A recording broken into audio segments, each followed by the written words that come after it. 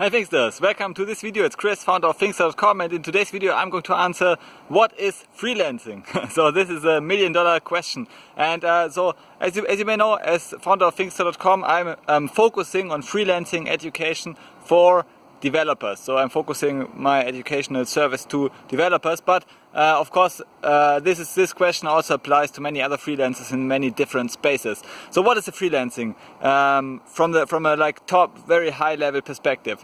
Freelancing is the act of delivering a service to another business or another customer. And so maybe if you look 10 years ago, if you like travel back in time, freelancing would be the act of delivering your services to another business. So it's a business to business transaction.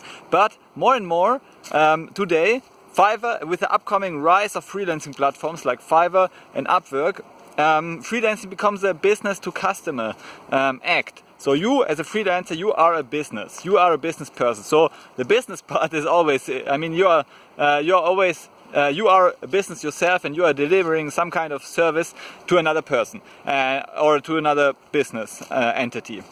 And previously it has been only business to business, because you as a freelancer, I mean, who hires other freelancers? It's only other businesses who actually see a positive return on investment on your services. But now, with the upcoming rise of Fiverr and Upwork and so on, you are solving problems for other people.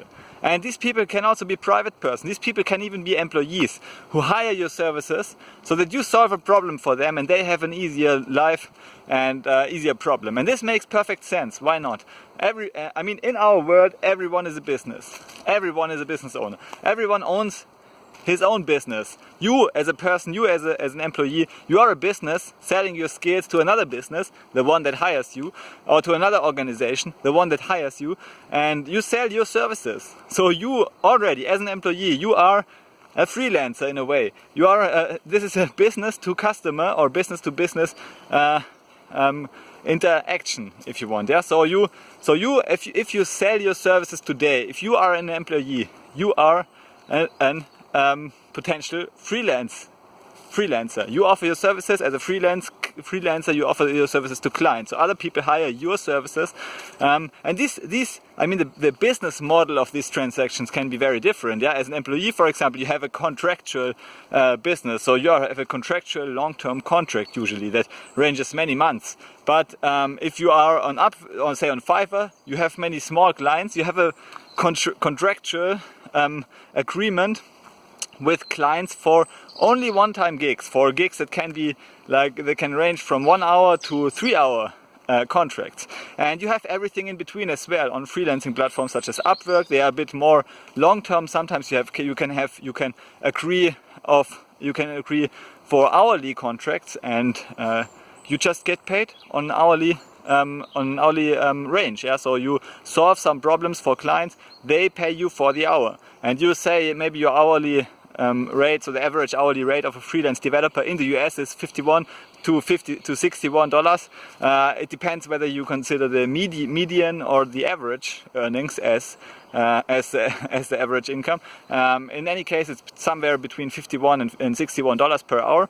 And then if you get hired by other businesses or you solve problems for other businesses, they pay you $51 to $61 per hour to solve their problems. And so it's a very it's almost an employee-like relationship. It's a contractual relationship between you and another business or another entity in the economy that pays you money to solve problems. And many problems are one-time problems, so they arise only once, like fixing a web server once. So there's a bug in a web server and you fix it once as a freelance developer.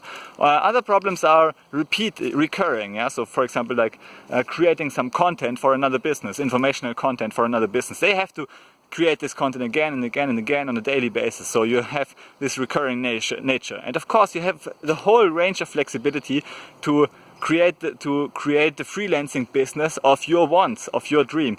Yeah. So if you want to have few clients and deliver regular value for them, this is perfect. Many clients actually prefer this kind of relationship where they have one freelancer that solves a regular problem again and again, like sales, in marketing, in content marketing, in writing some code, working on a code base on an hourly basis, just working on it, getting some feedback, working on it. So the freelancer, actually, there's a back and forth between the freelancer and as a client. We have a long-term relationship, but then other freelancers prefer to have smaller types of contracts that are one-time in nature, that don't recur and that will not repeat.